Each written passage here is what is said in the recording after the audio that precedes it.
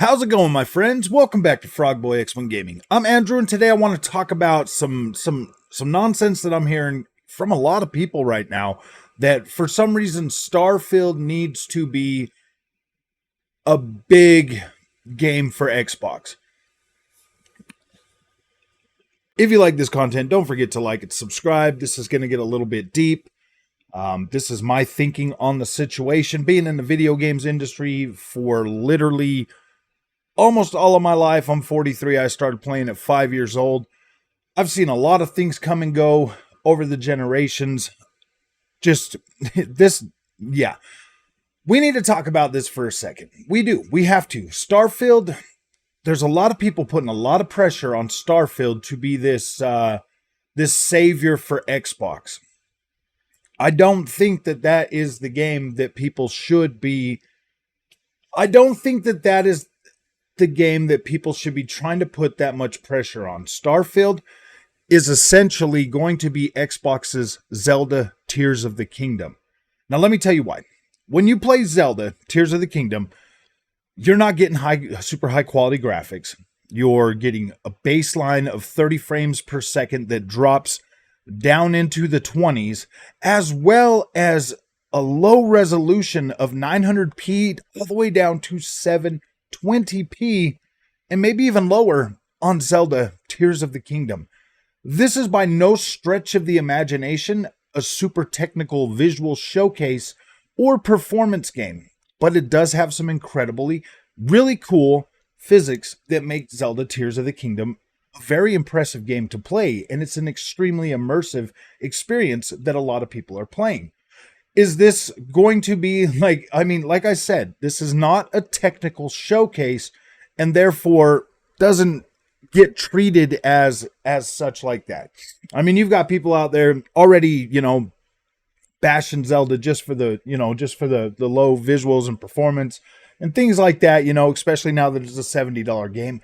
Well, game production's going up. It's costing more money. It's taking longer to build these games. They got to pay the staff, the salaries, all of that stuff to build these games. So I get where the corporations are coming from when they're talking about, yeah, you got to raise the price and get more money. Well, I'm old enough to remember when Super Nintendo games were like $100. Like new AAA games were like $100. And then good old PlayStation came in and invented the disc or put everything on a disc and dropped the price down to $49.99, almost literally in half, and siphoned off a lot of the customers, the Nintendo customers, like pretty much instantly. I remember I'm old enough to remember that. I was playing games. I was old enough to be like, yeah, dude, I'm saving a ton of money. So I remember that. Now let's fast forward. Let's move over here to Starfield and let's talk about what Starfield is. A lot of people are already comparing this game to No Man's Sky, and that's fair. There's a lot of similarities in Starfield versus No Man's Sky.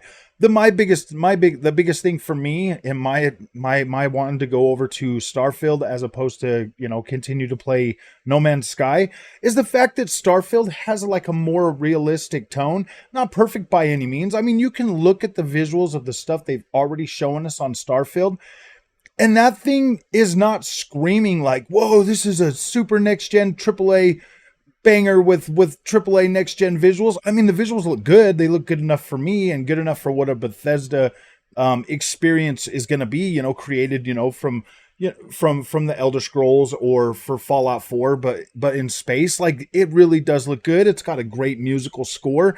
Everything about Starfield, it screams like, yeah, dude, this is cool, man. This is a cool experience. But it isn't going to be a big flashy title like the rest of them. I mean, they're going to try. I mean, of course they're going to try to market it that way. All of that stuff. Xbox is behind it. Bethesda's trying to do a good job. But there's going to be bugs. There's going to be issues. There's going to be things that these clowns on the PlayStation fanboy side in the media and everybody's going to be able to find to try to drag this game through the mud. But the fan base for these games don't care. They don't care. Like, I mean, there are games out there that I know that are going to come out buggy for me that I'm a big fan of. And let me tell you, I just don't care. Literally don't care. When the Assassin's Creed games come out and they're buggy, well, man, I've been playing Ubisoft games for a very long time. I'm a Ubisoft fan. I am well accustomed to the bugs, I guess you could say. Like, I have a very high tolerance for bugs in games, in issues and stuff like that. Like, I do. I have a pretty high tolerance. Maybe that's why I can enjoy something like Redfall. Now, I was just over on Twitter and I saw this clown over there talking. You guys might know him by Reforged Gaming. And then, an MBG decided he was going to block me when I subpoenaed him to appear before the Toxic Toad. And he's like, "Yeah, I'm just going to block you, man." I'm like, "Whatever, you e-beggars. You guys spread so much nonsense out there." And then you've got the other guys on the Xbox side doing it as well. From Destin to Colt Eastwood and all of these guys out there saying that, "Yeah, man, Starfield needs to deliver. It must deliver." It is going to deliver. Starfield is probably going to be one of the highest played games this year.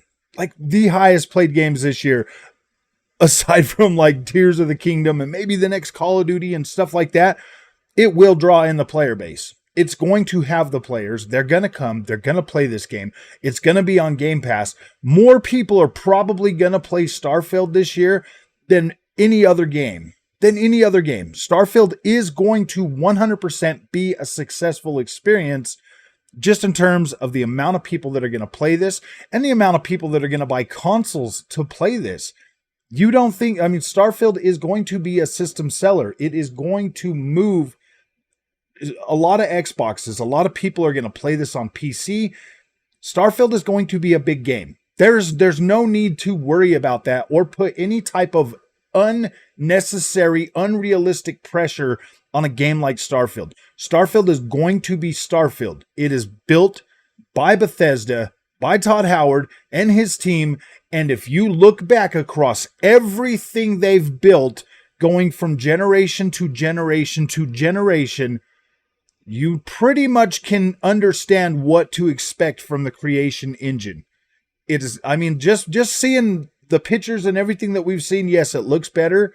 It does look cleaner. It looks like there's more fidelity in the visuals, and it looks pretty good, but it still looks pretty video gamey. So that's one of those things that you're going to have to look at when you see the character animations and the way the characters talk and stuff. Like, it looks pretty Bethesda to me. Like, it does. And I like that. And that's the point. The people that love and play those games, they're okay with that. It looks like an iteration over what we were getting from Bethesda last generation. It does look significantly better than what the creation engine looked like on last gen consoles. It looks better. It looks better than what the PC versions of those games looked like. It is a natural step for the creation engine. Now, people could say that they need to move over and find something different, but no, man, no, that's part of the character of what makes Bethesda games so special. Like, that is part of it. People love that look. They love that feel. They love those things. And I mean, don't get me wrong. There's a lot. Even with me with Assassin's Creed games, there's a lot of things that I wish they would change and iterate and update and stuff like that. But those things that I wish that they would do are not as big of a deal as most of these like little fanboys that are like, "Oh gosh, dude, who's still talking about God of War Ragnarok? Who's still talking about Horizon Forbidden West? And that game just came out with another DLC, man. Come on, guys. People are still talking about freaking Morrowind, for fuck's sakes. You get what I'm saying? Like, people are still talking about Morrowind and Oblivion and all these other games that Bethesda creates. They're still playing them. They're still modding them. They're still making them better. They're still enjoying these experiences. They're still playing Skyrim. They're still playing these games because they are actual games that you can invest time and effort and have fun and continue to play well into the future. Just like with Zelda, Tears of the Kingdom. Once you're done with God of War Ragnarok, you're pretty much like, oh, okay. Once you're done with these Sony first-party games, you're pretty much like, oh, okay, yeah, that was a cool story, whatever. But then you move on. I mean, you'll put it in your mind and you'll be like, yeah, that was a great experience. But then guaranteed it, a few years later, you try to jump on there, you're just going to be like, yeah, this is not what you're not going to want to play that. I've tried to play through the God of War 2018 again, and I'm like, dude, I can't do it. I can't do it, man. I get to a certain point and I'm just like, yeah, I have no desire to continue doing this. And that's just the way it is with those single player story driven experiences that, yeah, man, you might be able to get a couple playthroughs if like you're really, really into it.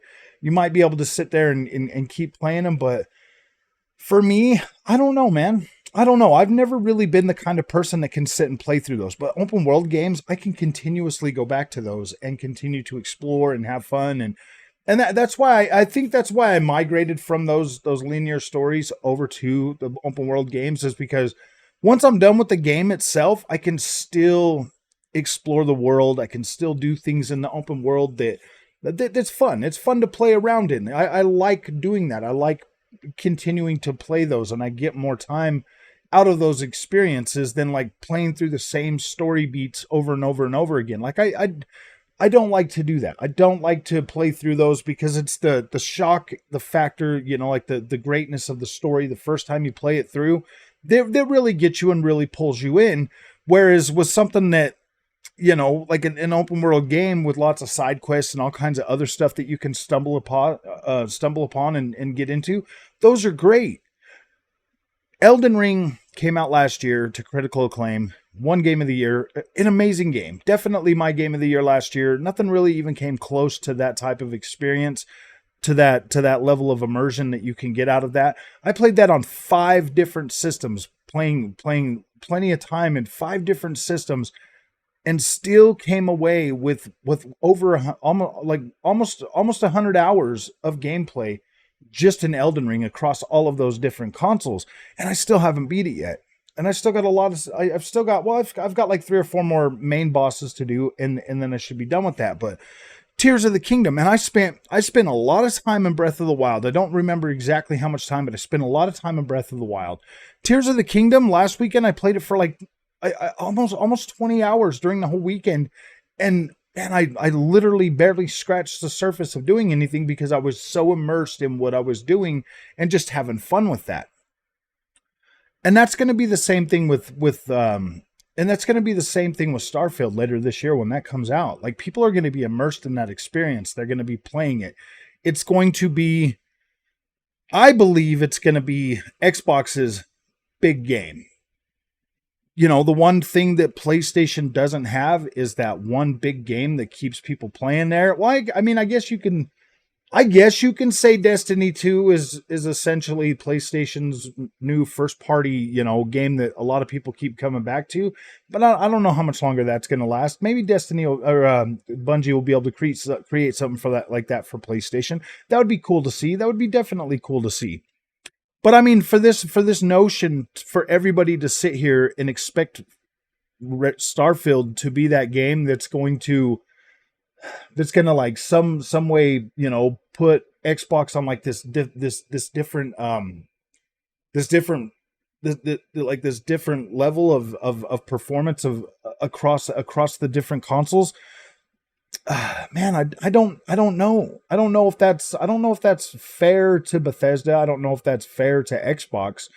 Xbox knows they messed up in the Xbox One generation. The preceding generation, they sold almost 90,000 Xbox 360s. They sold 51 million Xbox Ones last generation. That's like 40 million less. And how do you know? Maybe them 40 million people just went on over to PC because you don't have to own an Xbox to buy Xbox games anymore. You can play them on a PC. Like, it's not that Xbox is losing a bunch of like committed players. Like, I don't really think, I mean, there's like obviously there's some people like MBG or Crap Gamer or people like that are like hardcore fanboys that are like, yeah, man, you're doing this, so I'm just moving over. I mean, like, dude, everything that Xbox did last generation, PlayStation's doing now, and all these dudes are still over there not complaining about PlayStation. And the reason why is because they're making a lot of money by sitting there bashing Xbox to the little PlayStation fans that keep giving them money, bro. So that's the only reason they're doing it. I mean, in my opinion, like, Xbox is 100% pretty much fulfilled every experience that I need it to do. Like I turn to my Xbox more than my PlayStation. I've been a PlayStation fan since PS1, and I play my Xbox more. It's just a better place for me to play. That's where I want to be. So if you guys like this content, don't forget to like and subscribe. I will see you guys in the next one. Thank you for watching. I hope that you can come to the same conclusion I do about the whole Starfield thing, because I just don't think Starfield is that game that we should put that pressure on. Starfield's a completely different beast, and the people that love and play Starfield are going to play that game regardless. So I don't necessarily think that's the one for Xbox to show like, yeah, we're back in the game. No, man. I think Hellblade 2 is probably a little bit better bet for that, like in your face stuff, man. So let's just wait for Hellblade 2, but let's just enjoy Starfield. Let's avoid the negativity, and let's enjoy Starfield and have a good time with it. We'll see you guys later. Thanks for watching.